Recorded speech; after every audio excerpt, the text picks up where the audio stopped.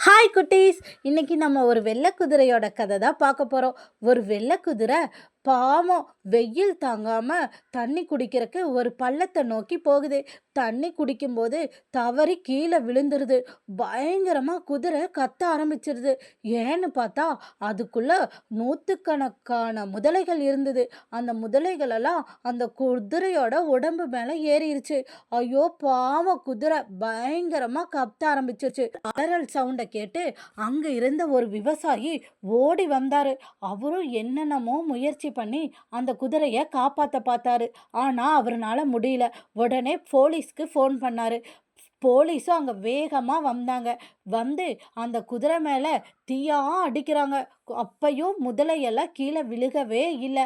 அதுக்கப்புறம் தண்ணி வேகமாக அடிக்கிறாங்க. ஒவ்வொரு முதலையாக தண்ணி அடித்தவுடனே அந்த பள்ளத்துக்குள்ளேயே போயிருச்சு. அதுக்கப்புறம் குதிரை ரொம்ப பயோட அந்த போலீஸ்காரங்களையெல்லாம் பார்த்து நன்றி சொல்லிச்சு. ஆனால் என்னை பொறுத்த வரைக்கும் குதிரையை போலீஸ் தான் காப்பாற்றினாங்க. இருந்தாலும் அவங்களுக்கு சொன்ன அந்த விவசாயிக்கு ஒரு லைக் பண்ணி சப்ஸ்கிரைப் பண்ணி அவங்க